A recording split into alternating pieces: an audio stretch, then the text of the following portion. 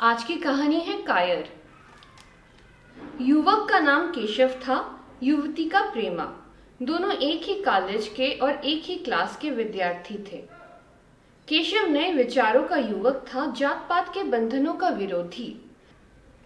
प्रेमा पुराने संस्कारों की कायल थी, पुरानी मर्यादाओं और प्रथाओं में पूरा विश्वास रखने वाली।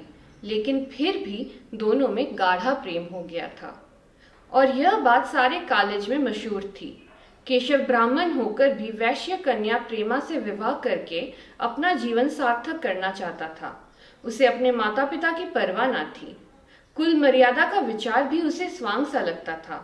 उसके लिए सत्य कोई वस्तु थी तो प्रेम थी, किंतु प्रेमा के लिए माता पिता और कुल परिवार के आदेश के विरुद्ध एक कदम बढ़ाना भी असंभव था। संध्या का समय है। विक्टोरिया पार्क के एक निर्जन स्थान में दोनों आमने सामने हरियाली पर बैठे हुए हैं। सैर करने वाले एक एक करके विदा हो गए, किंतु ये दोनों अभी वहीं बैठे हुए हैं। उनमें एक ऐसा प्रसंग छिड़ा हुआ है जो किसी तरह समाप्त नहीं होता। केशव ने झुंझलाकर कहा, इसका यह अर्थ है कि तुम्हें मेरी परवाह नहीं है। प्रेमा ने उसको शांत करने की चेष्टा करके कहा, तुम मेरे साथ अन्याय कर रहे हो केशव, लेकिन मैं इस विषय को माता पिता के सामने कैसे छेड़ूं, यह मेरी समझ में नहीं आता। वे लोग पुरानी रूढ़ियों के भक्त हैं। मेरी तरफ से कोई ऐसी बात सुनकर मन में जो जो शंकाएं होंगी, उनकी तुम कल्पना कर सकते हो? केशव ने उग्र भाव से पूछा, तो तुम भी उन्हीं पुरानी रूढ़ियों की गुलाम हो? प्रेमा ने अपनी बड़ी बड़ी आंखों में मृदुल स्नेह भरकर कहा, नहीं, मैं उनकी गुलाम नहीं हूं, लेकिन माता पिता की इच्छा मेरे लिए और सब चीजों से अधिक मान्य है। तुम्हारा व्यक्तित्व कुछ नहीं है, ऐसा ही समझ लो। मैं तो समझता था कि ये ढकोसले मूर्खों के लिए ही है, लेकिन अब मालूम हुआ कि तुम जैसी विदुषिया भी उनकी पूजा करती है। जब मैं तुम्हारे लिए संसार को छोड़ने पर तैयार हूं, तो तुमसे भी यही आशा करता हूं। प्रेमा ने मन में सोचा, मेरी अपनी देह पर क्या अधिकार है? जिन माता पिता ने अपने रक्त से मेरी सृष्टि की है और अपने स्नेह से उसे पाला है, उनकी मर्जी के खिलाफ कोई काम करने का उसे कोई हक नहीं। उसने दीनता के साथ केशव से कहा, क्या प्रेम स्त्री और पुरुष के रूप में ही रह सकता है, मैत्री के रूप में नहीं? मैं तो आत्मा का बंधन समझती हूँ। केशव ने कठोर भाव से कहा, इन दार्शनिक विचारों से तुम मुझे पागल कर दोगी प्रेमा। बस इतना ही समझ लो, मैं निराश होकर जिंदा नहीं रह सकता। मैं प्रत्यक्षवादी हूँ और कल्पनाओं के संसार में प्रत्यक्ष का आनंद उठाना मेरे लिए असंभव है। यह कहकर उसने प्रेमा का हाथ पकड़कर अपनी ओर खींचने की चेष्टा की। प्रेमा ने झटके से हाथ छुड़ा लिया और बोली, नहीं केशव, मैं कह चुकी हूं कि मैं स्वतंत्र नहीं हूं। तुम मुझसे वह चीज न मांगो जिस पर मेरा कोई अधिकार नहीं है। केशव को अगर प्रेमा ने कठोर शब्द कहे होते तो भी उसे इतना दुख न होता। एक क्षण तक वह मन मारे बैठा रहा, फिर उठकर निराशा भरे स्वर में बोला, जैसी तुम्हारी इच्छा। आहिस्ता आहिस्ता कदम सा उठाता हुआ वहां से चला गया। प्रेमा अब भी वहीं बैठी आंसू बहाती रही। रात को भोजन करके प्रेमा जब अपनी माँ के साथ लेटी तो उसकी आंखों में नींद न थी। केशव ने उसे एक ऐसी बात कह दी थी जो चंचल पानी में पड़ने वाली छाया की तरह उसके दिल पर छाई हुई थी। प्रतिक्षण उसका रूप बदलता था, वह उसे स्थिर न कर सकती थी। माता से इस विषय में कुछ कहे तो कैसे, लज्जा मुंह बंद कर देती थी। उसने सोचा, अगर केशव के साथ मेरा विवाह ना हुआ तो उस समय मेरा क्या कर्तव्य होगा? अगर केशव ने कुछ उद्दंडता कर डाली तो मेरे लिए संसार में फिर क्या रह जाएगा? लेकिन मेरा बस ही क्या है? इन भांति भांति के विचारों में एक बात जो उसके मन में निश्चित हुई वह यह थी कि केशव के सिवा वह और किसी से विवाह ना करेगी। उसकी माता ने पूछा, क्या तुझे अब तक नींद न आई? मैंने तुझसे कितनी बार कहा है कि थोड़ा बहुत घर का कामकाज किया कर, लेकिन तुझे किताबों से ही फुर्सत नहीं मिलती। 4 दिन में तो पराए घर जाएगी, कौन जाने कैसा घर मिले। अगर कुछ काम करने की आदत ना रही तो कैसे निभा होगा? प्रेमा ने भोलेपन से कहा, मैं पराए घर जाऊंगी ही क्यों? माता ने मुस्कुरा कर कहा, लड़कियों के लिए यही तो सबसे बड़ी विपत्ति है बेटी। माँ बाप की गोद में पलकर ज्यों ही सयानी हुई दूसरों की हो जाती है। अगर अच्छे प्राणी मिले तो जीवन आराम से कट गया, नहीं रो रो कर दिन काटना पड़ा। सब कुछ भाग्य के अधीन है। अपनी बिरादरी में तो मुझे कोई घर नहीं भाता, कहीं लड़कियों का आदर नहीं, लेकिन करना तो बिरादरी में ही पड़ेगा। न जाने यह जात पात का बंधन कब टूटेगा। प्रेमा डरते डरते बोली, कहीं कहीं तो बिरादरी के बाहर भी विवाह होने लगे हैं। उसने कहने को कह दिया, लेकिन उसका हृदय कांप रहा था कि माताजी कुछ भाप न जाए। माता ने विस्मय के साथ पूछा, क्या हिंदुओं में ऐसा हुआ है? फिर उसने आप ही आप उस प्रश्न का जवाब भी दिया, और 2-4 जगह ऐसा हो भी गया तो उससे क्या होता है। प्रेमा ने इसका कुछ जवाब ना दिया। भय हुआ कि माता कहीं उसका आशय समझ ना जाए। उसका भविष्य एक अंधेरी खाई की तरह उसके सामने मुंह खोले खड़ा था, मानो उसे निगल जाएगा। उसे न जाने कब नींद आ गई। प्रातःकाल प्रेमा सोकर उठी तो उसके मन में एक विचित्र साहस का उदय हो गया था। सभी महत्वपूर्ण फैसले हम आकस्मिक रूप से कर लिया करते हैं, मानो कोई दैवी शक्ति हमें उनकी ओर खींच ले जाती है। वही हालत प्रेमा की थी। कल तक वह माता पिता के निर्णय को मान्य समझती थी, पर संकट को सामने देखकर उसमें उस वायु की हिम्मत पैदा हो गई थी जिसके सामने कोई पर्वत आ गया हो। वही मंद वायु प्रबल वेग से पर्वत के मस्तक पर चढ़ जाती है और उसे कुचलती हुई दूसरी तरफ जा पहुंचती है। प्रेमा मन में सोच रही थी, मानो यह देह माता पिता की है, किंतु आत्मा तो मेरी है। मेरी आत्मा को जो कुछ भुगतना पड़ेगा वह इसी देह से तो भुगतना पड़ेगा। अब वह इस विषय में संकोच करना अनुचित ही नहीं घातक समझ रही थी। अपने जीवन को क्यों एक झूठे सम्मान पर बलिदान करे। उसने सोचा, विवाह का आधार अगर प्रेम न हो तो वह देह का विक्रिय है। आत्मसमर्पण क्यों बिना प्रेम के भी हो सकता है। इस कल्पना ही से कि न जाने किस अपरिचित युवक से उसका विवाह हो जाएगा, उसका हृदय विद्रोह कर उठा। वह अभी नाश्ता करके कुछ पढ़ने आ रही थी कि उसके पिता ने प्यार से पुकारा, मैं कल तुम्हारे प्रिंसिपल के पास गया था, वे तुम्हारी बड़ी तारीफ कर रहे थे। प्रेमा ने सरल भाव से कहा, आप तो यूं ही कहा करते हैं। नहीं सच? यह कहते हुए उन्होंने अपनी मेज की दरार खोली और मखमली चौखटों में जड़ी हुई एक तस्वीर निकालकर उसे दिखाते हुए बोले, यह लड़का ICS के इम्तिहान में प्रथम आया है। इसका नाम तो तुमने सुना होगा। बूढ़े पिता ने ऐसी भूमिका बांध दी थी कि माँ उनका आशय न समझ सकी, लेकिन प्रेमा भाप गई। उसका मन तीर की भांति लक्ष्य पर जा पहुंचा। उसने बिना तस्वीर की ओर देखे ही कहा, नहीं, मैंने तो उसका नाम नहीं सुना। पिता ने बनावटी आश्चर्य से कहा, क्या तुमने उसका नाम ही नहीं सुना? आज के दैनिक पत्र में उसका चित्र और जीवन वृत्तांत छपा है। प्रेमा ने रुखाई से जवाब दिया, होगा, मगर मैं तो उस परीक्षा का कोई महत्व नहीं समझती।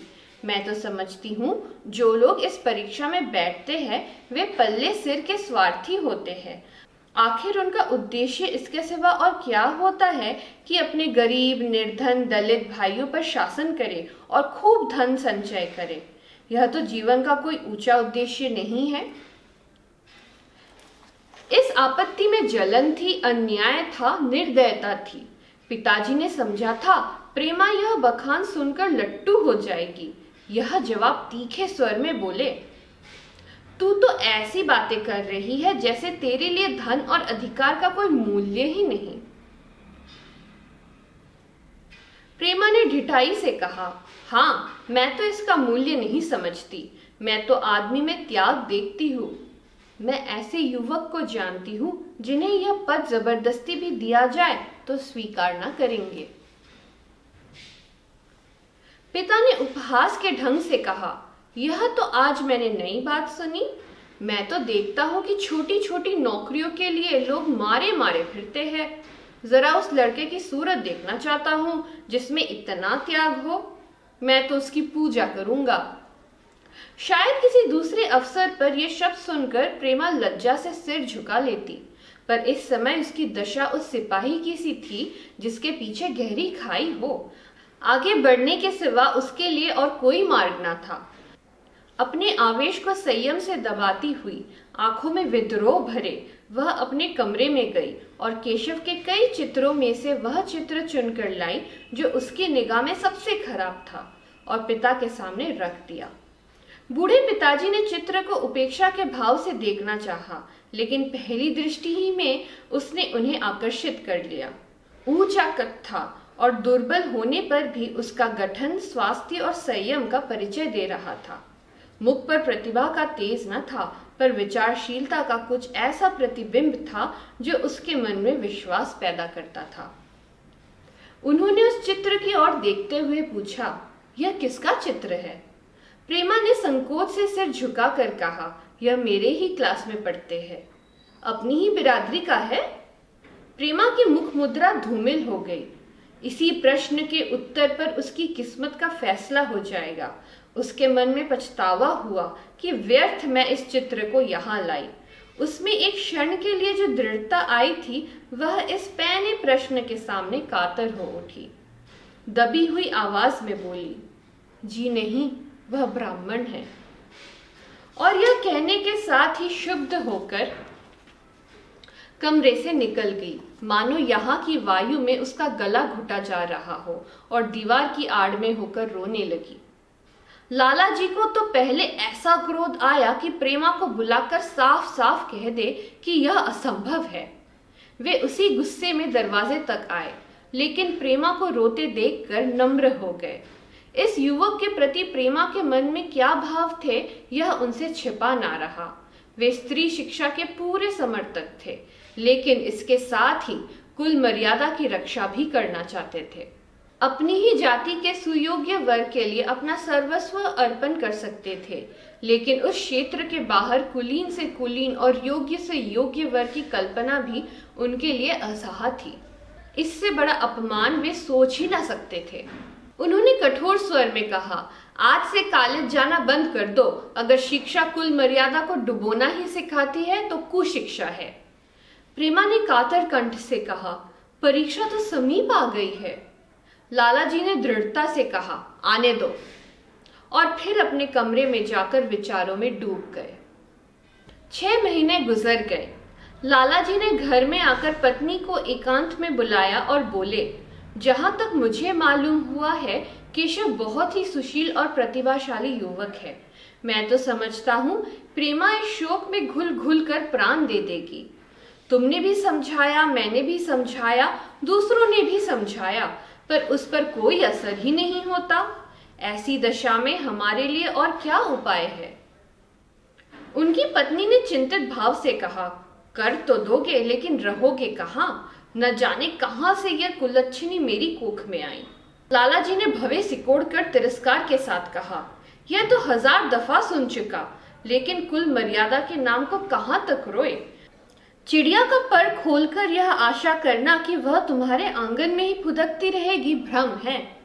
मैंने इस प्रश्न पर ठंडे दिल से विचार किया है और इस नतीजे पर पहुंचा हूं कि हमें इस आपधर्म को स्वीकार कर लेना ही चाहिए। कुल मर्यादा के नाम पर मैं प्रेमा की हत्या नहीं कर सकता। दुनिया हंसती हो हंसे, मगर वह जमाना बहुत जल्द आने वाला है जब ये सभी बंधन टूट जाएंगे। आज भी सैकड़ों विवाह जात पात के बंधनों को तोड़कर हो चुके हैं। अगर विवाह का उद्देश्य स्त्री और पुरुष का सुखमय जीवन है, तो हम प्रेमा की उपेक्षा नहीं कर सकते हैं। वृद्धा ने शुद्ध होकर कहा, जब तुम्हारी यही इच्छा है तो मुझसे क्या पूछते हो? लेकिन मैं कह देती हूँ, मैं इस विवाह के नजदीक न जाऊंगी, ना कभी इस छोकरी का मुंह देखूंगी। समझ लूंगी जैसे और सब लड़के मर गए, वैसे यह भी मर गई। तो फिर आखिर तुम क्या करने को कहती हो? क्यों नहीं उस लड़के से विवाह कर देते? उसमें क्या बुराई है? वह 2 साल में सिविल सर्विस पास करके आ जाएगा। केशव के पास क्या रखा है? बहुत होगा किसी दफ्तर में क्लर्क हो जाएगा। और अगर प्रेमा प्राण हत्या कर ले तो कर ले। तुम तो उसे और श्रेय देते हो। जब उसे हमारी परवाह नहीं है तो हम उसके लिए अपने नाम को क्यों कलंकित करें? प्राण हत्या करना कोई खेल नहीं है, यह सब धमकी है। मन घोड़ा है, जब तक उसे लगाम ना दो पुट्टे पर हाथ भी न रखने देगा। जब उसके मन का यह हाल है तो कौन कहे केशव के साथ ही जिंदगी भर निभाह करेगी। जिस तरह आज उससे प्रेम है उसी तरह कल दूसरे से हो सकता है। तो क्या पत्ते पर अपना मांस बिकवाना चाहते हो? लालाजी ने स्त्री को प्रश्न सूचक दृष्टि से देखकर कहा। और अगर वह कल खुद जाकर केशव से विवाह कर ले तो तुम क्या कर लोगी? फिर तुम्हारी कितनी इज्जत रह जाएगी? वह चाहे संकोचवश या हम लोगों के लिहाज से यूं ही बैठी रहे, पर यदि जिद पर कमर बांध ले हम तुम नहीं कर सकते। इस समस्या का ऐसा भीषण अंत भी हो सकता है, यह इस वृद्धा के ध्यान में भी न आया था। यह प्रश्न बम के गोले की तरह उसके मस्तक पर गिरा। एक क्षण तक वह अवाक बैठी रह गई, मानो इस आघात ने उसकी बुद्धि की धज्जियां उड़ा दी हो। फिर पराभूत होकर बोली, तुम्हें अनोखी ही कल्पनाएं सूझती है। मैंने तो आज तक कभी भी नहीं सुना कि किसी कुलीन कन्या ने अपनी इच्छा से विवाह किया है। तुमने ना सुना हो, लेकिन मैंने सुना है और देखा है, और ऐसा होना बहुत संभव है। जिस दिन ऐसा होगा उस दिन तुम मुझे जीती ना देखोगे। मैं यह नहीं कहता कि ऐसा होगा ही, लेकिन होना संभव है। तो जब ऐसा होना है तो इससे तो यही अच्छा है कि हम ही इसका प्रबंध करें। जब नाक ही कट रही है तो तेज छुरी से क्यों ना कटे? कल केशव को बुलाकर देखो क्या कहता है। केशव के पिता सरकारी पेंशनर थे, मिजाज के चिड़चिड़े और कृपण। धर्म के आडंबरों में ही उनके चित्त को शांति मिलती थी। कल्पना शक्ति का अभाव था, किसी के मनोभावों का सम्मान न कर सकते थे।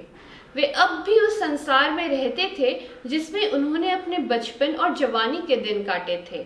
नवयुग की बढ़ती हुई लहर को वे सर्वनाश कहते थे और कम से कम अपने घर को दोनों हाथों और दोनों पैरों का जोर लगाकर उससे बचाए रखना चाहते थे। इसलिए जब एक दिन प्रेमा के पिता उनके पास पहुंचे और केशव से प्रेमा के विवाह का प्रस्ताव किया तो बूढ़े पंडित जी अपने आप में न रह सके। धुंधली आंखें फाड़ कर बोले, आप भंग तो नहीं खा गए हैं? इस तरह का संबंध और चाहे जो कुछ हो विवाह नहीं है। मालूम होता है आपको भी नए जमाने की हवा लग गई। बूढ़े बाबूजी ने नम्रता से कहा, मैं खुद ऐसा संबंध नहीं पसंद करता। इस विषय में मेरे भी वही विचार है जो आपके, पर बात ऐसी आ पड़ी है कि मुझे विवश होकर आपकी सेवा में आना पड़ा। आजकल के लड़के और लड़कियां कितने स्वेच्छाचारी हो गए हैं, यह तो आप जानते ही हैं। हम बूढ़े लोगों के लिए अब अपने सिद्धांतों की रक्षा करना कठिन हो गया है। मुझे भय है कि कहीं ये दोनों निराश होकर अपनी जान पर न खेल जाए। बूढ़े पंडित जी जमीन पर पांव पटकते हुए गरज उठे, आप क्या कहते हैं साहब? आपको शर्म नहीं आती? हम ब्राह्मण हैं और ब्राह्मणों में भी कुलीन। ब्राह्मण कितने ही पतित हो गए हो, इतने मर्यादा शून्य नहीं हुए हैं कि बनिए बक्कालों की लड़की से विवाह करते फिरे। जिस दिन कुलीन ब्राह्मणों में लड़कियां ना रहेंगी उस दिन यह समस्या उपस्थित हो सकती है। मैं कहता हूं, आपको मुझसे यह बात कहने का साहस कैसे हुआ? बूढ़े बाबूजी जितना ही दबते थे उतना ही पंडित जी बिगड़ते थे। यहाँ तक कि लाला जी अपना अपमान ज्यादा ना सह सके और अपनी तकदीर को कोसते हुए चले गए। उसी वक्त केशव कॉलेज से आया। पंडित जी ने तुरंत उसे बुलाकर कठोर कंठ से कहा, मैंने सुना है तुमने किसी बनिए की लड़की से अपना विवाह कर लिया है। यह खबर कहाँ तक सही है? केशव ने अनजान बनकर पूछा, आपसे किसने कहा? किसी ने कहा। मैं पूछता हूं यह बात ठीक है या नहीं? अगर ठीक है और तुमने अपनी मर्यादा को डुबाना निश्चय कर लिया है तो तुम्हारे लिए हमारे घर में कोई स्थान नहीं। तुम्हें मेरी कमाई पर एक ढेला भी नहीं मिलता। मेरे पास जो कुछ है वह मेरी अपनी कमाई है। मुझे अख्तियार है कि मैं उसे जिसे चाहूं दे दूं। तुम यह अनीति करके मेरे घर में कदम नहीं रख सकते। केशव पिता के स्वभाव से परिचित था। प्रेमा से उसे प्रेम था। वह गुप्त रूप से प्रेमा से विवाह कर लेना चाहता था। बाप हमेशा तो बैठे ना रहेंगे। माता के स्नेह पर उसे विश्वास था उस प्रेम की तरंग में वह सारे कष्टों को झेलने के लिए तैयार मालूम होता था, लेकिन जैसे कोई कायर सिपाही बंदूक के सामने जाकर हिम्मत खो बैठता है और कदम पीछे हटा लेता है, वही दशा केशव की हुई। वह साधारण युवकों की तरह सिद्धांतों के लिए बड़े बड़े तर्क कर सकता था, जबान ने उनमें अपनी भक्ति की दुहाई दे सकता था, लेकिन इसके लिए यातनाएं झेलने की सामर्थ्य उसमें न थी। अगर वह अपनी जिद पर अड़ा और पिता ने भी अपनी टेक रखी तो उसका कहाँ ठिकाना लगेगा, उसका जीवन नष्ट हो जाएगा। उसने दबी जवान से कहा, जिसने आपसे यह कहा है बिल्कुल झूठ कहा है। पंडित जी ने तीव्र नेत्रों से देखकर कहा, तो यह खबर बिल्कुल गलत है। जी हाँ, बिल्कुल गलत। तो तुम आज ही इसी वक्त उस बनिए को खत लिख दो और याद रखो कि अगर इस तरह की चर्चा फिर कभी उठी तो तुम्हारा सबसे बड़ा शत्रु होऊंगा। बस जाओ। केशव और कुछ ना कह सका। वह यहां से चला तो ऐसा मालूम होता था कि पैरों में दम नहीं है। दूसरे दिन प्रेमा ने केशव के नाम यह पत्र लिखा। प्रिय केशव, तुम्हारे पूज्य पिताजी ने लाला जी के साथ जो अशिष्ट और अपमानजनक व्यवहार किया है, उसका हाल सुनकर मेरे मन में बड़ी शंका उत्पन्न हो रही है। शायद उन्होंने तुम्हें भी डांट फटकार बताई होगी। ऐसी दशा में मैं तुम्हारा निश्चय सुनने के लिए विकल हो रही हूँ। तुम्हारे साथ हर तरह का कष्ट झेलने को तैयार हूँ। मुझे तुम्हारे पिताजी की संपत्ति का मोह नहीं है। मैं तो केवल तुम्हारा प्रेम चाहती हूँ और उसी में प्रसन्न हूँ। आज शाम को यहीं आकर भोजन करो। दादा और माँ दोनों तुमसे मिलने के लिए बहुत इच्छुक है। मैं वह स्वप्न देखने में मग्न हूँ जब हम दोनों उस सूत्र में बंध जाएंगे जो टूटना नहीं जानता, जो बड़ी से बड़ी आपत्ति में भी अटूट रहता है। तुम्हारी प्रेमा। संध्या हो गई और इस पत्र का कोई जवाब न आया। उसकी माता बार बार पूछती थी, केशव आए नहीं? बूढ़े लाला भी द्वार की ओर आंख लगाए बैठे थे। यहाँ तक कि रात के 9 बज गए, पर ना तो केशव ही आए ना उनका पत्र। प्रेमा के मन में भांति भांति के सकल विकल्प उठ रहे थे। कदाचित उन्हें पत्र लिखने का अवकाश न मिला होगा, या आज आने की फुर्सत न मिली होगी। कल अवश्य आ जाएंगे। केशव ने पहले उसके पास जो प्रेम पत्र लिखे थे उन सबको उसने फिर पढ़ा। उनके एक एक शब्द से कितना अनुराग टपक रहा था, उनमें कितना कंपन था, कितनी विकलता, कितनी तीव्र आकांक्षा। फिर उसे केशव के वे वाक्य याद आए जो उसने सैकड़ों ही बार कहे थे। कितनी बार वह उसके सामने रोया था। इतने प्रमाणों के होते हुए निराशा के लिए कहाँ स्थान था, मगर फिर भी सारी रात उसका मन जैसे सूली पर टंगा रहा। प्रातःकाल केशव का जवाब आया। प्रेमा ने कांपते हुए हाथों से पत्र लेकर पढ़ा। पत्र हाथ से गिर गया। ऐसा जान पड़ा मानो उसकी देह का रक्त स्थिर हो गया हो। लिखा था, मैं बड़े संकट में हूँ कि तुम्हें क्या जवाब दूं। मैंने इधर इस समस्या पर खूब ठंडे दिल से विचार किया है और इस नतीजे पर पहुंचा हूँ कि वर्तमान दशाओं में मेरे लिए पिता की आज्ञा की उपेक्षा करना दुस्सह है। मुझे कायर ना समझना। मैं स्वार्थी भी नहीं हूँ, लेकिन मेरे सामने जो बाधाएं हैं उन पर विजय पाने की शक्ति मुझ में नहीं है। पुरानी बातों को भूल जाओ। उस समय मैंने इन बाधाओं की कल्पना न की थी। प्रेमा ने एक लंबी गहरी जलती हुई सांस खींची और उस खत को फाड़कर फेंक दिया। उसकी आंखों से अश्रुधार बहने लगी। जिस केशव को उसने अपने अंतःकरण से वर लिया था, वह इतना निष्ठुर हो जाएगा, इसकी उसको रत्ती भर भी आशा न थी। ऐसा मालूम पड़ा मानो अब तक वह कोई सुनहला स्वप्न देख रही थी, पर आँख खुलने पर वह सब कुछ अदृश्य हो गया। जीवन में जब आशा ही लुप्त हो गई तो अब अंधकार के सिवा और क्या रहा।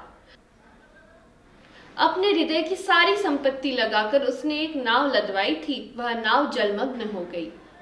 अब दूसरी नाव कौन वहां से लदवाए? अगर वह नाव टूटी है तो उसके साथ वह भी डूब जाएगी। माता ने पूछा, क्या केशव का पत्र है?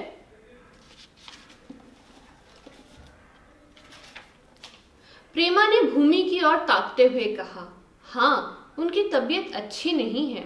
इसके सिवा वह और क्या कहे। केशव की निष्ठुरता और बेवफाई का समाचार कहकर लज्जित होने का साहस उसमें न था। दिन भर वह घर के काम धंधों में लगी रही, मानो उसे कोई चिंता ही नहीं है। रात को उसने सबको भोजन कराया, खुद भी भोजन किया और बड़ी देर तक हारमोनियम पर गाती रही। मगर सवेरा हुआ तो उसके कमरे में उसकी लाश पड़ी हुई थी। प्रभात की सुनहरी किरणें उसके पीले मुख को जीवन की आभा प्रदान कर रही थी। कायर।